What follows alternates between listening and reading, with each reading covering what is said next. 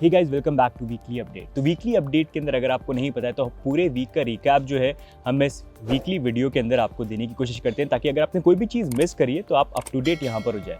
लेकिन weekly update देखने से पहले सबसे पहले हम बिटकॉइन का प्राइस एनालिसिस जो है वो यहाँ पर करेंगे। तो सबसे पहले बिटकॉइन का प्राइस एनालिसिस करते हैं। तो बिटकॉइन के लिए अगर हम देखते हैं तो ये सेकंड वीकली ओपन हमको 300 वीकली मूविंग एवरेज के ऊपर देखने को मिली। अगर हम देखें ये काफी टाइम के बाद हमको देखने को मिला। इनफैक्ट अभी जो करंट प्राइस मूवमेंट भी आया है, ये अगर आप देखेंगे कंपेयर टू जब से हम $69,000 से फॉल करें, उसके बाद इतना बड़ा सिग्निफिकेंट मूवमेंट वो फॉर द फर्स्ट टाइम आया, जो पूरे इस फॉल के अंदर कहीं नहीं आया था। अगर इस मूवमेंट की अगर हम बात भी करते हैं तो प्रीवियस वीडियो में हमने एक्सप्लेन किया था कि कैसे ये जो मूवमेंट है इसमें काफी सारे सिनेरियोज मैच कर रहे हैं जो हमको अगस्त जुलाई 2021 के अंदर देखने को मिला था। लेकिन उसके लिए कुछ इंपॉर्टेंट फैक्टर्स है which we need to keep an eye on. तो उसके लिए अगर आप चाहें तो हमारा ये डिटेल वीडियो जो है इसको एक बार आप चेकआउट जरूर कर लेना। अभी अगर हम लेवल ऑफ रेजिस्टेंस देखते हैं बिटकॉइन की प्राइस के लिए, तो वो बन जाता है $24,500 का एरिया, जो आप देख सकते हैं। क्रूशियल ट्रेंड लाइन भी जो है हमारी अप्रोक्सीमेटली यहाँ पर बन रही है, साथ में 200 वीकली मूविंग एवरेज। जो इंपॉर्टेंट एरिया है, जैसे 300 वीकली इंपॉर्टेंट था, उसके ऊपर जाना। सेकंड वीकली ओपन हो गई है। अब इंपॉर्टेंट ये है कि फिर से जब टेस्ट करने आते हैं तो फर्स्ट इंस्टेंस में उसको क्रॉस कर पाते हैं या फिर रिजेक्शन आता है, और जब रिजेक्शन आता है तो हम किस लेवल तक जाते हैं। ओवरऑल इन वर्स्ट के सिनेरियो अगर हम यहाँ पर ये मानते हैं कि यहाँ पर जो अगस्त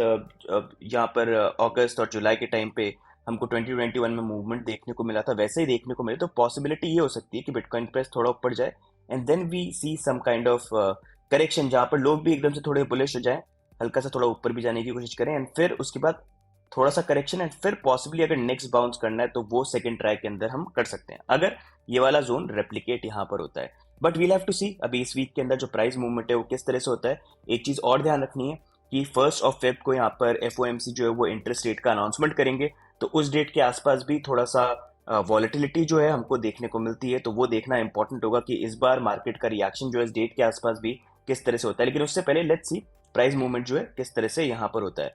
बाकी फंडिंग रेट की अगर हम बात करते हैं तो फंडिंग रेट अभी भी उसमें एक अच्छी चीज ये है कि इतनी ज्यादा बुलिश नहीं हुई है। It is in a way normal, मतलब थोड़ा सा प्राइस का मूवमेंट होता है और फटाफट चेंज हो जाती है, तो लोग थोड़े से अभी भी डिसाइसिव हैं। पहले ज्यादा शॉर्ट्स को लेके फोकस थे, फिर बीच में लॉन्ग को लेके हुए, लेकिन अभी बीच में है कि नॉट श्योर।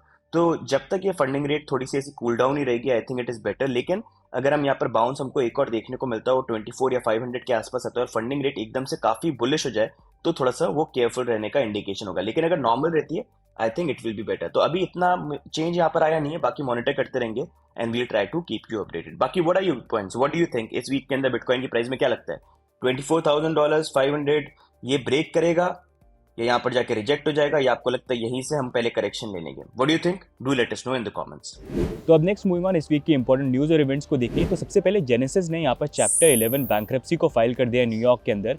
बैंक्रप्सी डिटेल से पता चला कि right now they are under water by $3.5 billion, जिसमें अराउंड $900 मिलियन तो जेमिनी एक्सचेंज के बन जाते हैं।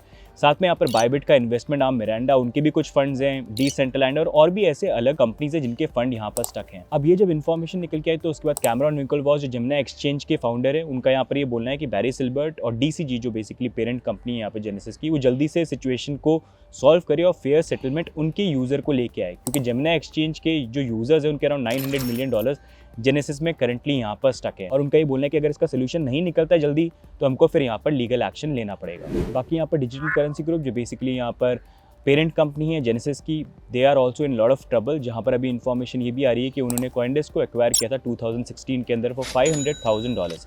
अब उनको ऑफर्स मिल रहे हैं अराउंड $200 मिलियन के, which in a way is a profitable deal. But still यहाँ पर अब इन्फॉर्मेशन ये आ रही है कि पॉसिबली हो सकता है कि अगर उनकी सिचुएशन यहाँ पर सॉल्व नहीं होती है तो कॉइनडेस्क को भी उनको सेल यहाँ पर करना पड़ सकता है। साथ में अगर आप देखेंगे DCG यहाँ पर अपने शेयर होल्डर्स को डिविडेंड्स भी देते थे, अभी हालत उनकी इतनी बुरी है कि उनको यहाँ पर जो डिविडेंड्स हैं वो भी देने यहाँ पर स्टॉप करने पड़ गए। तो उससे एक आइडिया मिल रहा है कि डिजिटल करेंसी ग्रुप अभी काफ़ी प्रॉब्लम के अंदर है, एंड अगर उनका कोलैप्स हुआ so they are a very big firm in crypto industry. तो लेट्स होपफुली वैसा कुछ यहाँ पर जो है हो नहीं and they come out of this situation.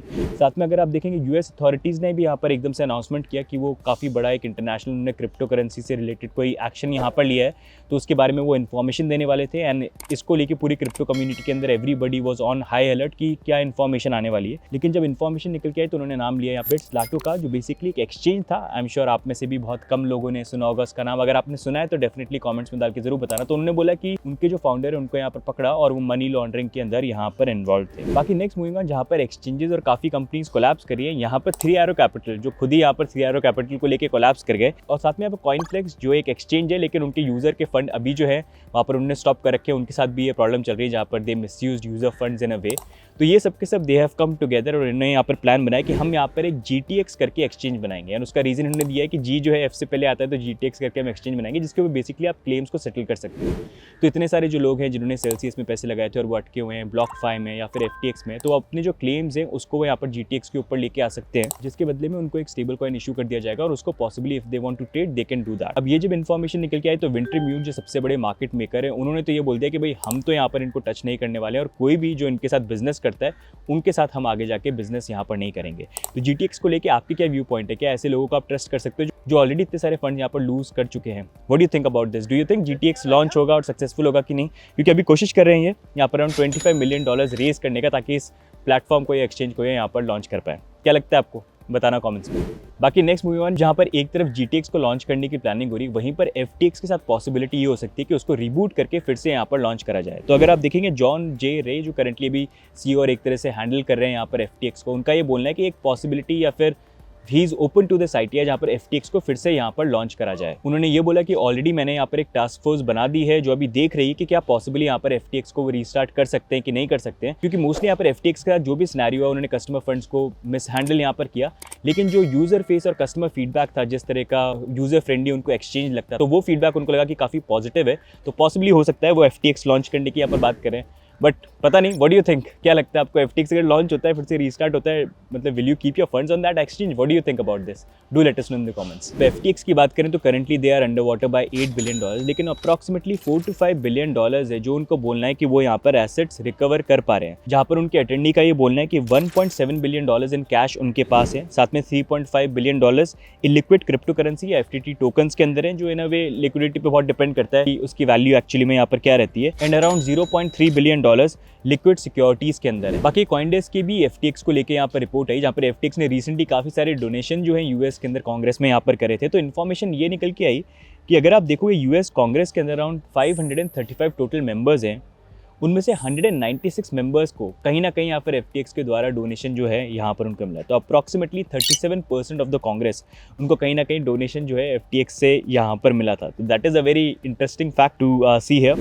बाकी next moving on stable coins को लेके और फर्दर अडॉप्शन जो है हमको देखने को मिल सकता है, जहाँ पर रशिया और ईरान ये प्लान कर रहे हैं कि वो खुद का यहाँ पर स्टेबल कॉइन को लॉन्च करें, और जब उसको लॉन्च करेंगे तो उसकी बैकिंग जो है वो यहाँ पर गोल्ड के अंदर रखे। जैसे गोल्ड स्टैंडर्ड, जैसे पहले जो करेंसीज होती थी फिएट करेंसीज, वो भी गोल्ड से बैक थी, लेकिन इवेंचुअली उसको हटा दिया गया।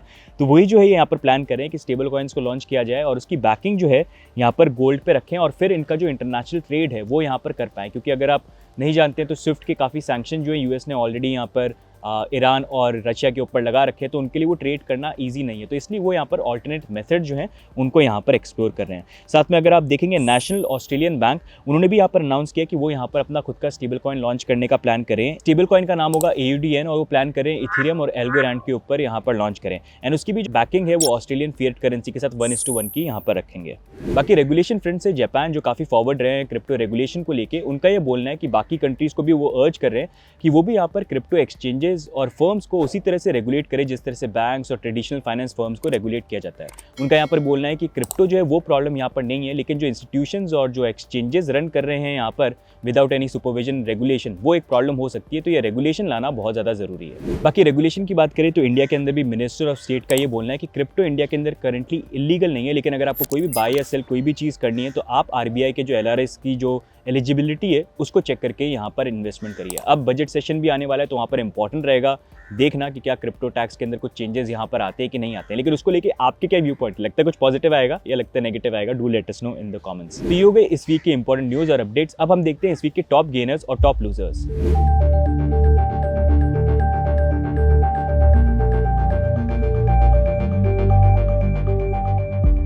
बाकी next moving on fun fact of the week देखते हैं। तो क्या आपको पता है कि करंटली अगर आप देखोगे 10 most active angel investors crypto के अंदर, उसमें से 4 जो है वो इंडियन ओरिजिन के यहाँ पर है। तो गाइस ये हो गया इस बार की वीकली अपडेट। बाकी आपकी क्या व्यू पॉइंट है बिटकॉइन को लेकर और पूरे मार्केट को लेकर? Do let us know in the comments, and video को भी लाइक करना, सब्सक्राइब करना। अगर आपको वीकली अपडेट अच्छे लग रहे हैं, यहाँ पर गाने बजने भी चालू हो गए, और साथ में जो भी व्यू पॉइंट है कमेंट्स में डाल के जरूर बताना। बाकी मिलेंगे नेक्स्ट अपडेट के अंदर, तब तक के लिए बाय एंड टेक केयर।